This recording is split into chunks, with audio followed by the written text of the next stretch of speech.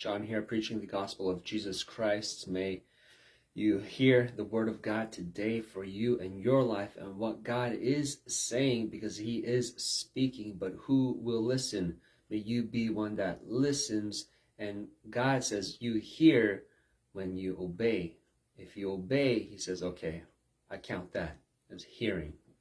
So let us not be one of those that say we hear or think we hear or pretend we hear and not do. Because God is looking for the response to his word, a response that looks like agreement to his word, that shows, yes, Lord, I agree. I agree. I don't just hear, I agree. And so he does. He conforms his way, his mind, his life. He shapes his actions going forward, moving forward.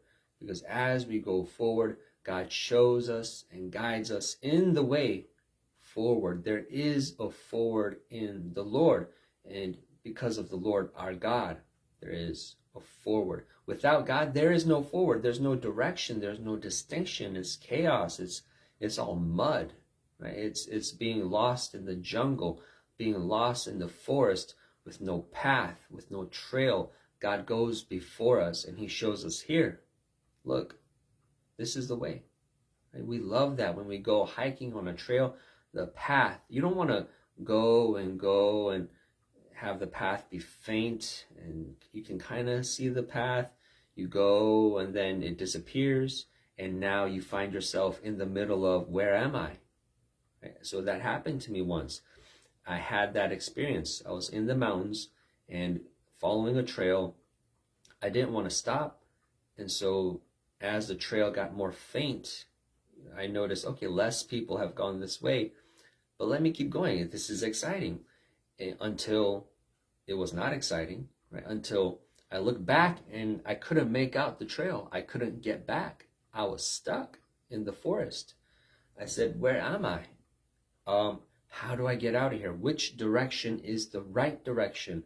I need to know, because I need to, at the end of the day, when the sun goes down, I can't still be here.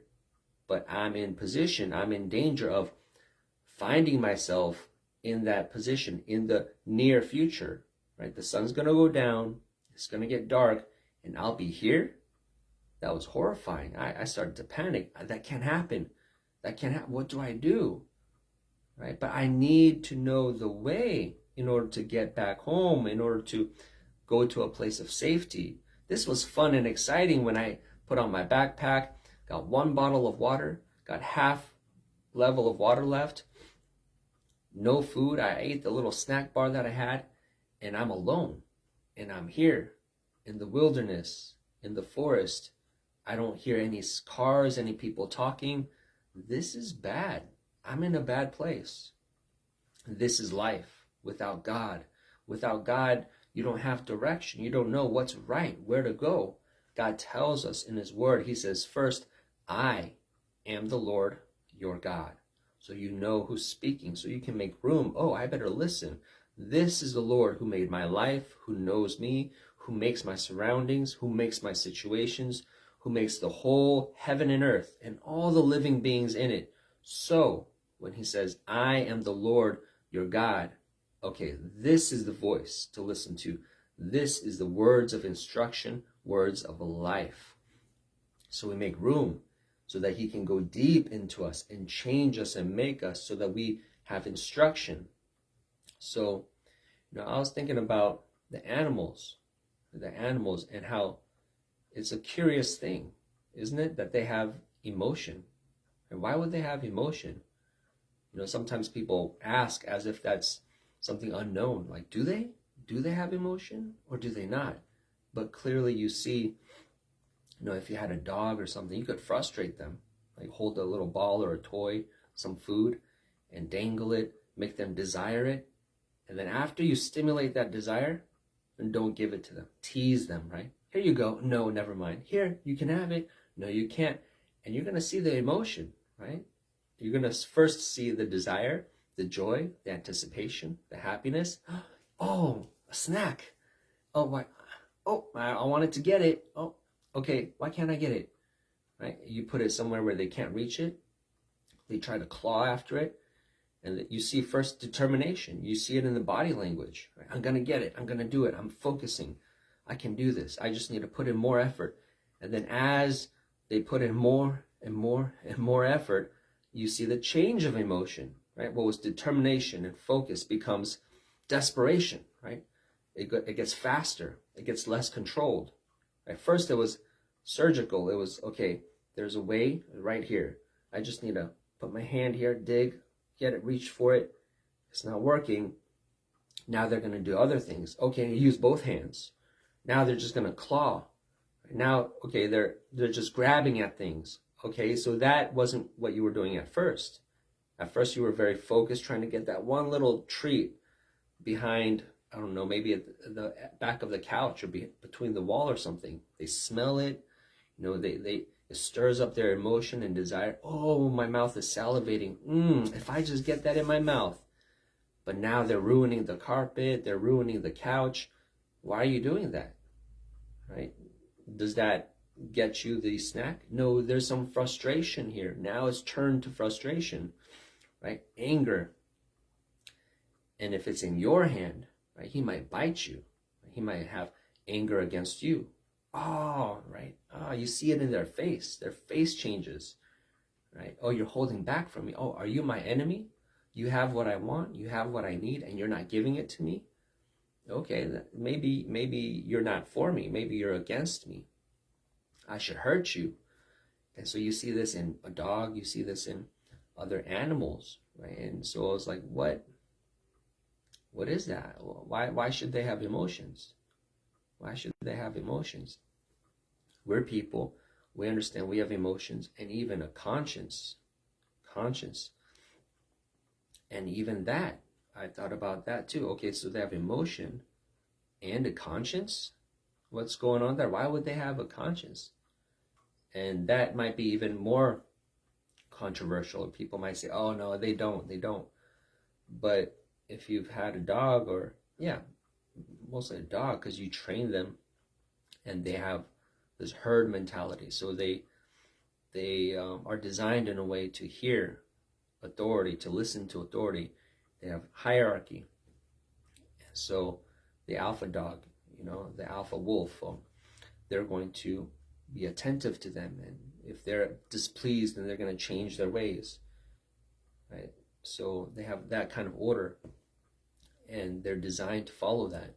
So if you, being the human, take up that position, that role in their life, and tell them, no, you're not supposed to do that, then they take some of that on. They say, okay, he doesn't want me to do that, so let me not do it. And depending on, maybe how you train them or their disposition, they might take that in more deeply and say, okay, no, I'm not supposed to. Right? Even when you're out the room, when you're gone, he says, nope, my master doesn't like it, so I won't. And you put a treat right there, something he's not supposed to eat. Maybe it's baby food or human food. He says, no, that's not for you. You don't eat that, right? Maybe you spanked him a couple times. So he says, oh, he's not pleased with that, and I'm not going to. But other dogs, right, they might look at you. Is he watching? Or they might look at you and say, is he gone? They might listen. Okay, I think he's out the house. And then they might consider, they might go closer to the thing you told him not to, that he knows he's not supposed to, but, I don't know, maybe it's brain capacity too. Oh, he's out the house, that means he doesn't exist anymore. Or I don't know what they think, but they choose to, okay, well, I'm going to get this thing because I know my master doesn't want me to. It's not allowed. But if he's not here, maybe it's allowed, right? Maybe it doesn't expand. Their understanding is limited. So they might eat it. And then you come back in the room and you're going to see they have a sense of anxiety. They have a sense of maybe guilt, right? Oh, right? And especially if you point at it, you're getting closer. Oh, he's bringing that to attention. Oh, no. And you might see their face change, a little worry, right? And as you scold, as you speak in a scolding manner, they might start whimpering or backing down, or their ears drop because they know they've done wrong. Oh, no, he's angry at what I did.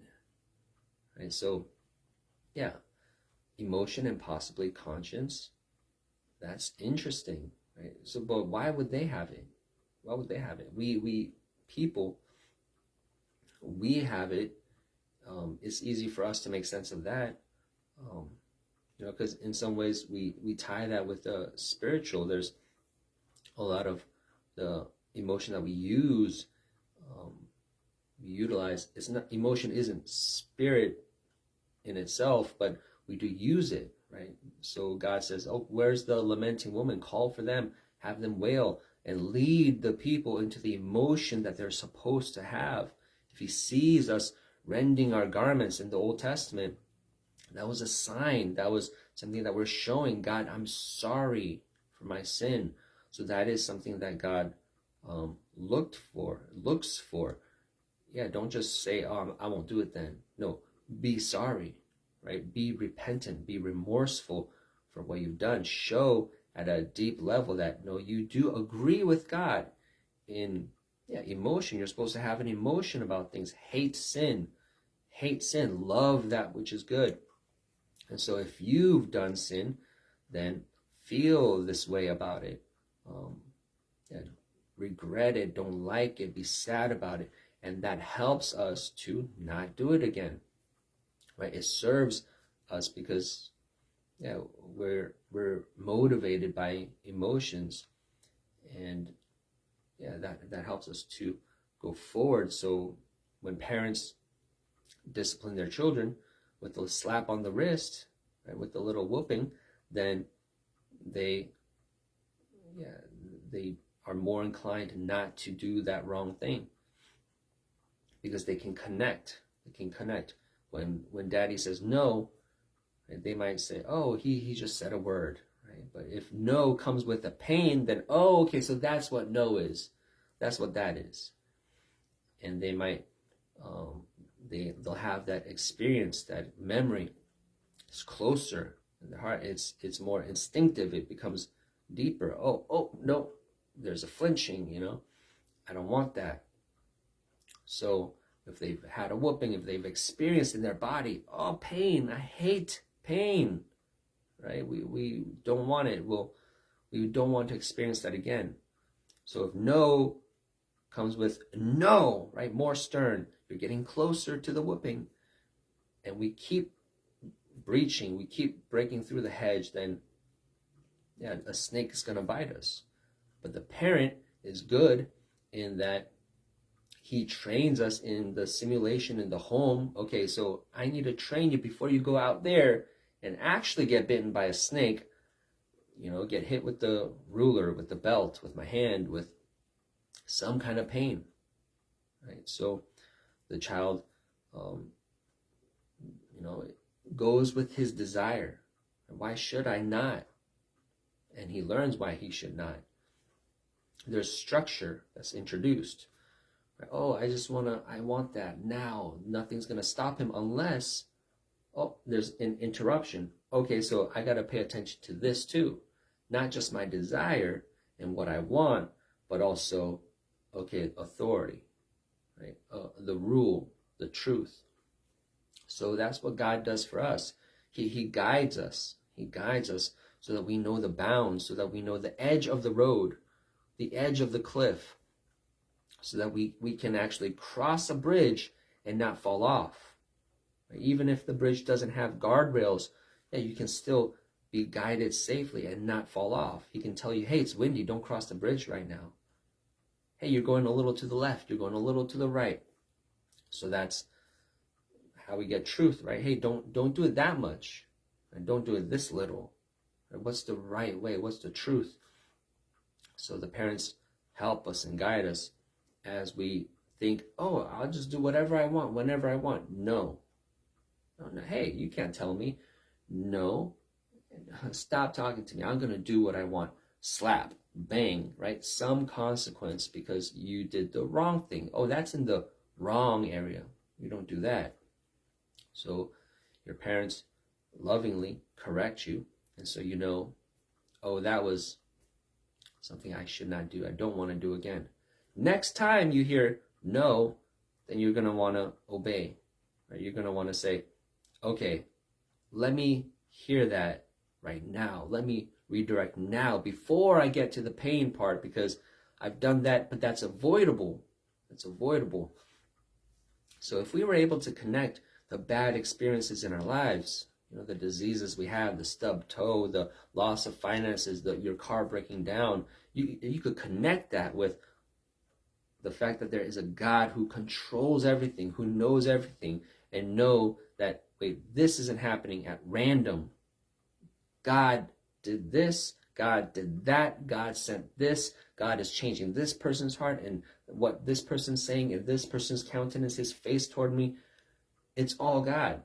If you can connect that and be attentive to, wait, he's speaking to you, he's parenting you, he's directing you and guiding you into truth. He doesn't hate you, right? So that's out of truth. That's foolishness. That leads to bitterness and a railing against God. You just won't let me do anything I want, right? That's the child who is so stubborn, so stuck in his own desire that he chooses to hate his parents instead of saying, wait, you're good. You're instructing me. I better listen. If I keep listening, oh, you give me good things. You give me food. You give me allowance. You give me instruction. And so we're supposed to have the right view, right understanding, right, as we follow God, follow him in the right way, or else you'll leave. You'll follow for a little while and then leave, right? Because he's good, he heals, he does miracles, he blesses, but then he also corrects.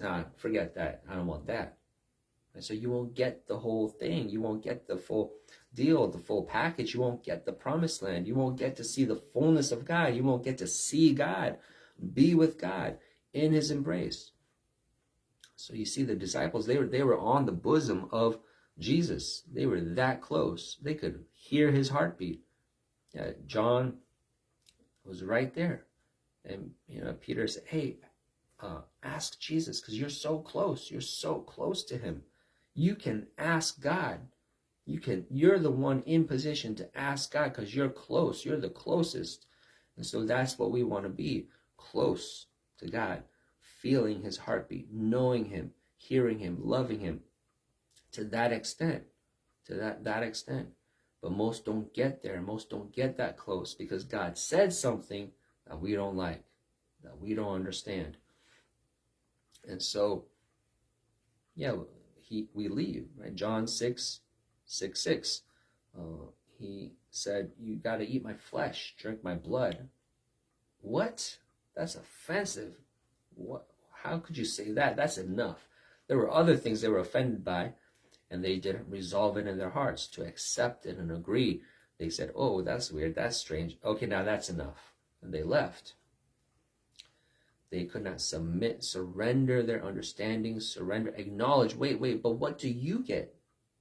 Don't you say things out of your own mouth that offends yourself, that offends others, that brings bad results? And yet here's God, right, producing. Look at his works. Right? Look, he's bringing good, bringing healing, bringing restoration. All he does is good. He does only good. And so maybe what he says, though you don't understand it, is also good. Because compared to my results, compared to me, right, they can't factor that in. Wait, what do I say? What are my works? Oh, I break things. I break my own bones. I break my own mind. I break my own heart. I marry 5 people, divorce them all, and I want to be with another husband, and I just can't win for losing. Well, that's my life. That's my results. That's the work of my hands. And I want to go back to that because I don't understand that one thing that he said. So we're broken individuals, right? And God comes to heal us, to mend us and make us whole so that we can have understanding, be reconciled to the Father who knows all truth, who speaks from heaven. And so that we know when we receive instruction, it's good instruction, even if we don't understand it. So the children have to accept that, right? The parents are going to tell you no, even though you don't understand it. But why? Hey, maybe he'll explain today. Maybe he won't. But it's good. The end is good. It's good. That's all you need to know. Right? You can maybe receive the explanation, maybe not, but that's really not important. It's good. it's good.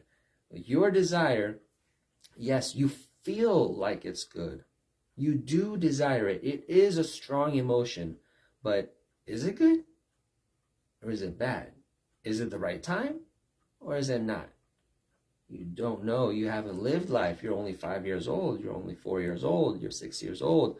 Your parents are 40 years old. Your parents are, yeah, they've lived longer. They know what to look at, what's relevant in this situation. And then they can make the right judgment and say, no. They could even say, yes, but no. Right? Oh, not now. In a little bit. But now, right now, no. And how's the child going to respond, react? Are they going to insist in their way? Say, I know you said no, but whatever. Yeah, ow, more pain. So, us, right, even as adults, we have a Heavenly Father. How do we respond? What are we going to feel? How are we going to live? More pain or less pain? Right? That's dependent on more obedience or less obedience. More attentiveness to God or less. And so, yeah, our life is like that in the wilderness, in the forest. If you don't have God, there's no trail, there's no path. It's just, I can't tell the difference. Where's the judgment? What's good? North, south, east, west? No, with God, it's complicated, right? We think, is it north? So that's what I did. When I was lost in the forest, I thought, well, I mean, the forest isn't infinite. Okay, let me apply just very basic reasoning, because I need to make a decision and move on it now. I can't think forever. I don't even have a map. I don't have the details. I just need to pick a direction and just commit. Just go. It's going to be this direction. If I just keep going, I'll make it out the forest. And then at least that'll remove the anxiety, confusion, all the thoughts. Let me just walk. Don't think. Just have peace. And because I can't deal with all this anxiety and this fear of, okay, I might die here today. Let's just walk. Just keep walking. You'll make it out. If it's not today, maybe tomorrow you'll make it out. Keep walking. Right? That's what we do. And that doesn't work. It doesn't really work, because that's not really the way. That's not really how life works. There's a path in the seas. There's a path of the wind. You have to ride it. There's a path. Yeah. And do you know it? Right? How do you do life? I just have to work and make money. Oh, you think so? You think so? So you don't need people, right? Because you just need to work and make money. Money answers all things. Okay, but you can't get hired because of your way. They don't like your way. Oh, there's that word again. Oh, the way. You haven't been taught the way. How to behave, how to dress, what to do with your face, what questions they're going to ask you. Are you prepared for the questions? What they're looking for. Do you know their mind? Do you know? Yeah, we're very simple. I just need to work and make money. That'll do it. And why won't they hire me? Or if you do get hired, why are you fired? Yeah, because you don't know. Your parents would have taught you that. But no, you wanted to run away. Right? You wanted to, yeah, I don't need authority. Yeah, I just need to walk this way and I'll get out. And what happened to me?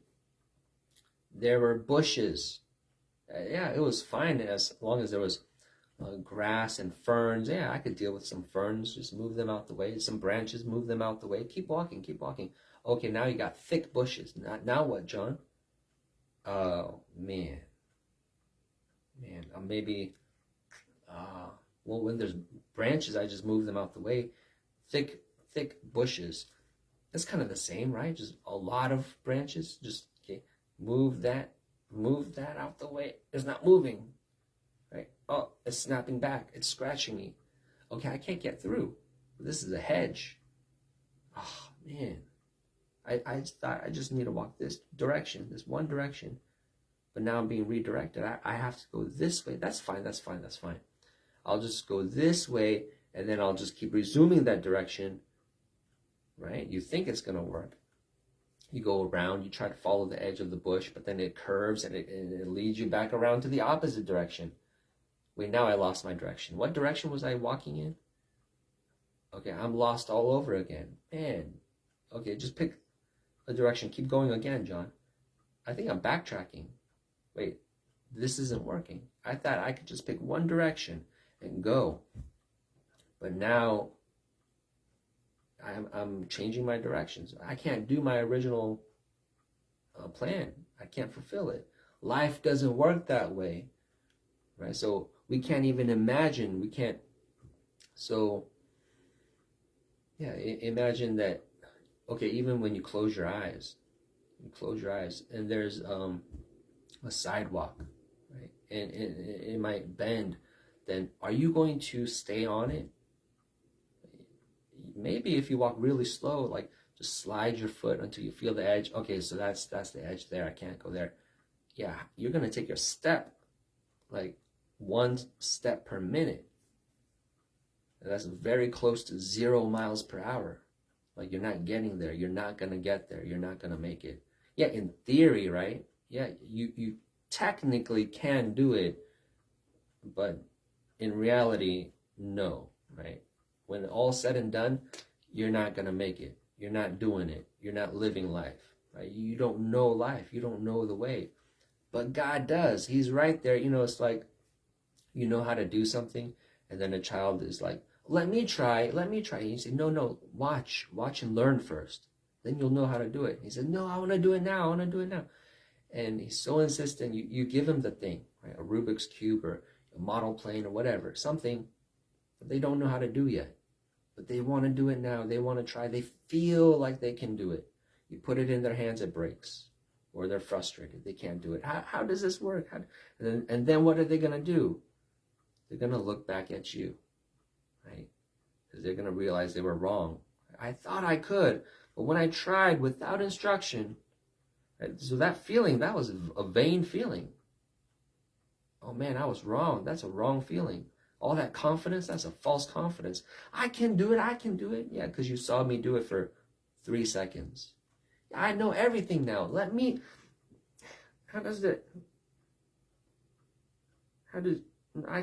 can do it, right? Especially if you insist. So I can show you now. Now you want to learn, right? They're going to be more resistant, right? It's going to attack their pride. Hey, it's not like I don't know how to do it. Give me more time. And then when that pride runs out, when they're tired, when they're ashamed, and you look at them, you look at your watch, you give them faces, right? They're offended even more. No, I do know. Right? And then when it exceeds the time, yeah, so the full, that time doesn't come. There's no limit. And the teacher's going to leave. Oh, you're like that. Oh, you don't yield. You don't give up. You don't give up that false confidence, that pride. Because you have to humble yourself. You have to come to a point where that breaks. What step are you at now? Oh, are you at step 10? Because it's been like 30 minutes. You should be at step 10 at least. I'm still on step 1. Right? Yeah, there might be some anger, frustration, shame. I can't. How does this fit? How did you do that? Right? Yeah, some people will even call you. You left, and they'll still realize, come to themselves, I do need you. I do need you to tell me what to do. Show me. They'll backtrack. Okay, so I went ahead of myself. I need to go back to, what were we doing? This was in your hands, right? Okay, let me put this back in your hands, because you were progressing. You were doing step 1, step 2, step 3, and then we got stuck at the step when it came into my hands. Because although I thought I could, I can't. I don't. Right? Come to the truth. Acknowledge the truth. I'm this way. I'm foolish. The way is not in me. It's in you. I acknowledge. Let me humble myself. Let me lower myself again. I lifted myself up, saying, hey, I'm better than you. I can do it. And that was wrong. That was false. That was empty. But the hypocrites, what they do is they continue on that. They keep that. They try to preserve that. The humble, they pop that bubble. No, they pop that balloon. Okay, there's nothing in here. It is full of air. It's puffed up. Let's deflate. Let's have no leaven. Let's not be puffed up. Let's have it be full of material. Okay, because then we can stack on that. We can actually have something that's solid. We can actually build and have substance. If you open your heart to instruction, okay, teach me. Teach me. That's one of the Psalms. It said, teach me, God. Teach me. And humbly, just telling God, I acknowledge my ignorance. I don't know. You know. I'm not God. You are God. And you know that God's going to say, didn't I say that? Didn't I tell you? I told you so. Right? I started with, I am the Lord your God. That would have helped us out if we, at the step one, agreed with that. Right? But no, if we continue saying, oh, okay, he said he's God. Okay, what else? Give me the instruction. Give me that. I can do that. And we ignore that. We don't believe that. We're not in agreement with, wait, did you agree with that first part? That he is God? Right? So we want to take all the law and the instruction and not agree with that first part. Oh, yeah, that law is going to hurt you. You try to do law. You try to implement the truths in the Bible without that fundamental. Wait, you know you're not God, right? But many people go off with that. See? Right? Thinking they know, thinking they can, thinking they're God. And so they're going to experience much hurt. So this person who says, okay, let me put it in your hands. Oh yeah, it's going to be quick. Right? The teacher says, okay, so it was this. Right? You got to turn it, and then it snaps together. Oh, it was so simple. Yeah, and you spent like 5 hours trying to figure this out.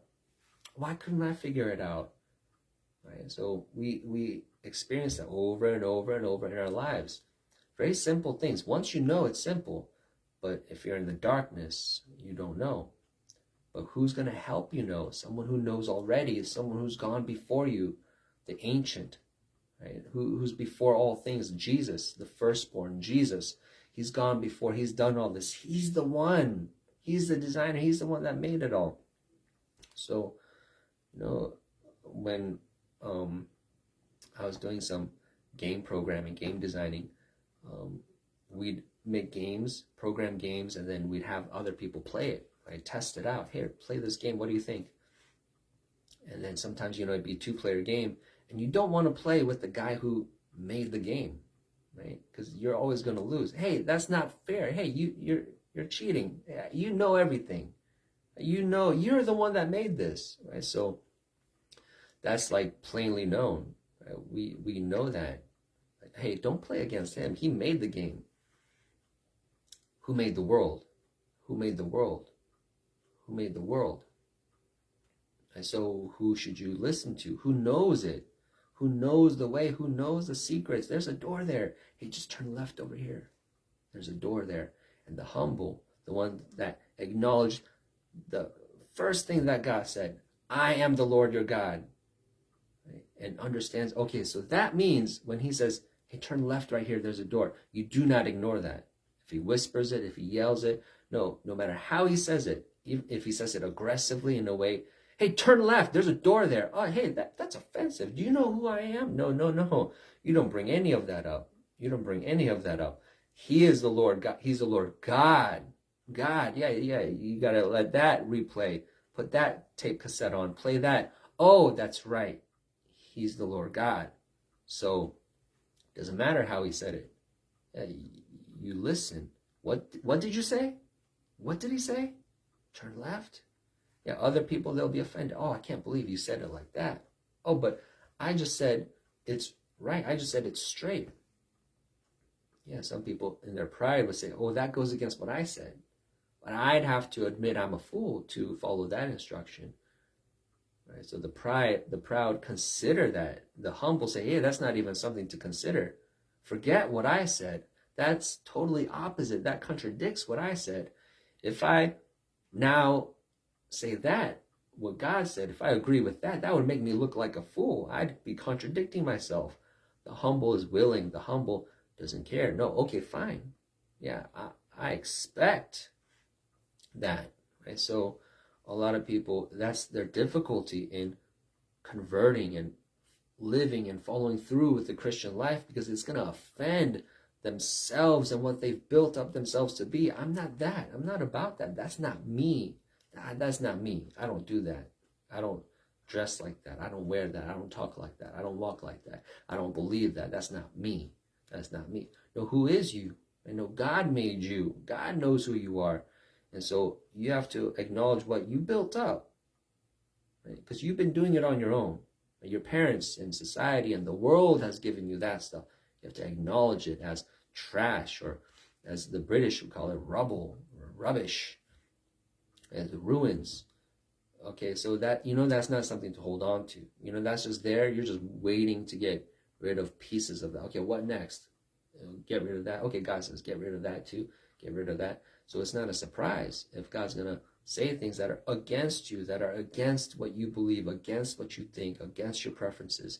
We can, oh yeah, I knew he was going to be against that. Yeah, you're just ready, because you know what comes from heaven, what comes from God is holy and good. That's going to help you be without wrinkle, without blemish, without spot, without a blot. And you need that. That's necessary to be accepted into heaven, into his arms, to be with God. You don't want to be the guy that, the inspector comes and says, oh, wait, what are you doing here? Who told you to dress like that? You don't want to be that guy that gets kicked out. Though you made it, you accepted the invitation, but how'd you end up in hell? Right? Because you didn't accept fully, right? The requirements, the effort, the striving, the change, the transformation. You didn't hear all that.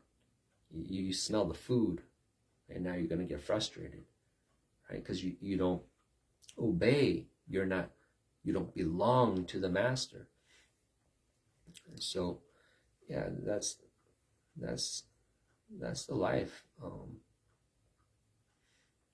Without God, there's no guidance, no way. It's just, you need God to tell you, the path, it goes north right now, and then you need to go east, and then it's northeast, and then back to east, and then north again, and then it's a hairpin turn, it goes south.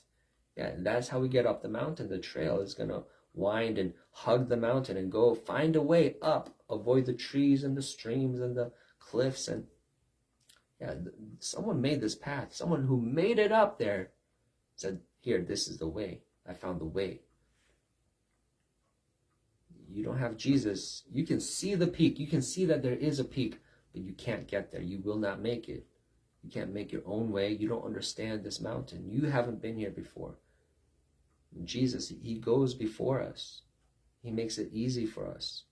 You just put your hand on this rock, put your foot on this foothold. Okay, pull yourself up. Okay, let's keep going. Okay, he gives you the instruction. You just need to do this. You just need to do this. Oh, look, we're advancing. We're going forward. Okay, let's rest. Let's have a picnic. This is fun, isn't it? I like this. Yeah, this is a great trip, a great hiking day. It could be that, or it could be, the day that you're trying to get the helicopter's attention. Yeah, because the Coast Guard, the people that rescue people, trying to find people, they don't always find them. They don't always find them.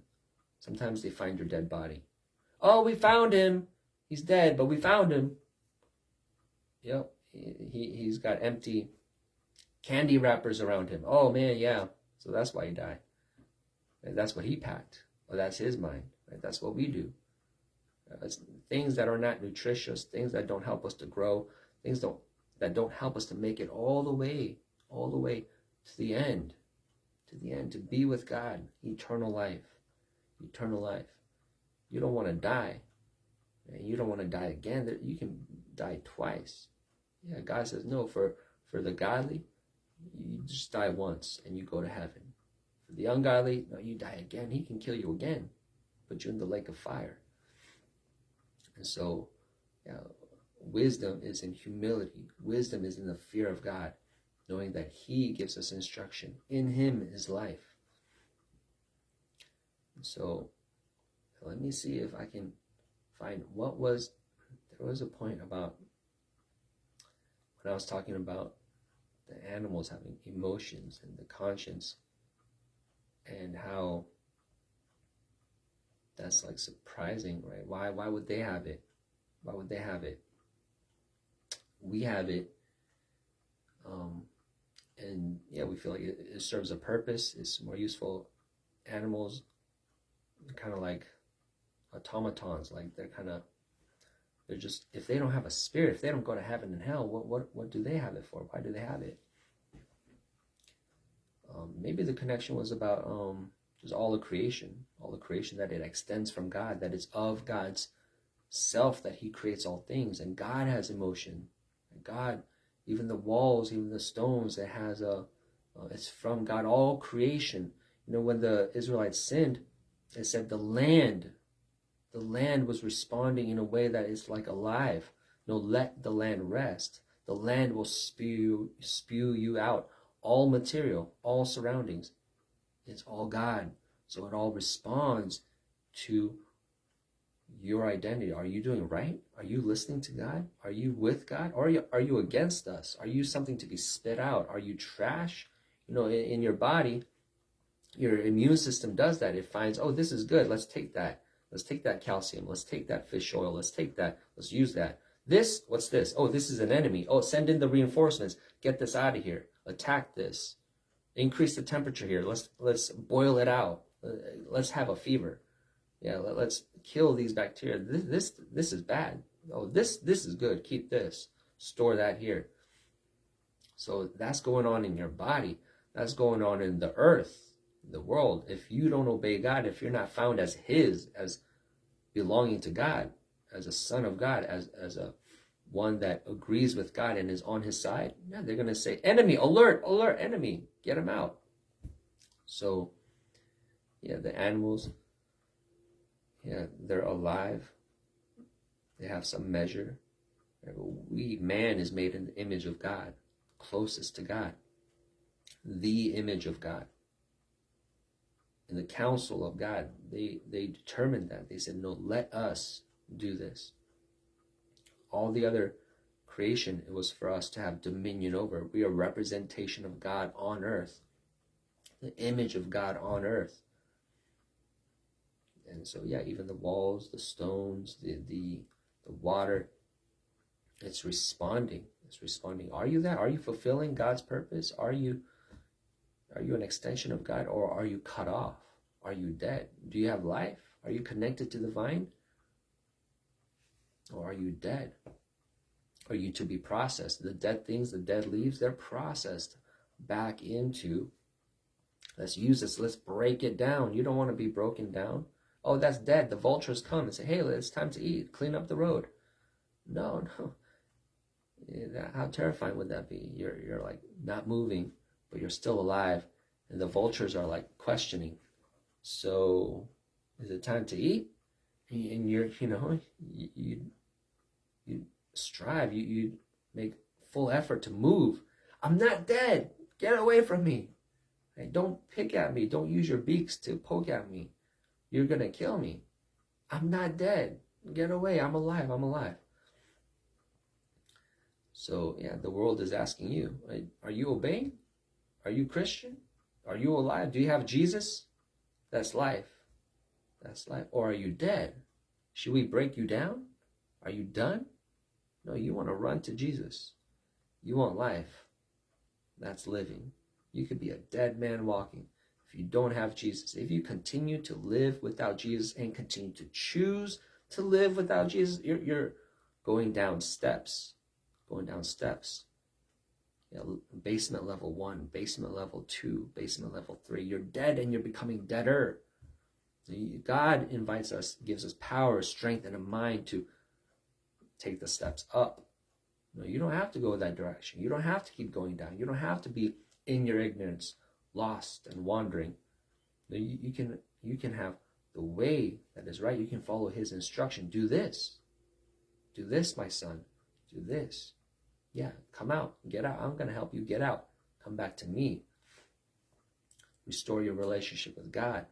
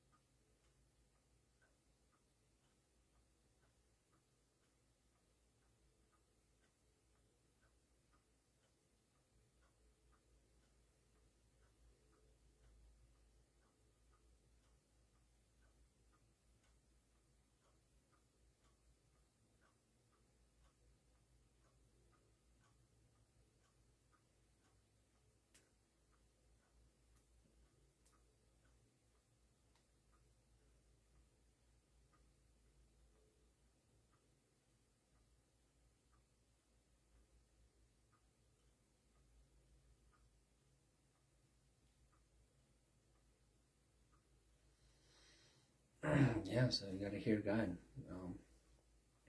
God's speaking in every second of our lives. So the more we, where's our mind? Where's our mind? Where's your care? Where's your desire? There's so many things that the world says you should be focused on, especially with the devices that we have in the world and entertainment and media. So many things to click on, so many windows, so many boxes, so much imagery.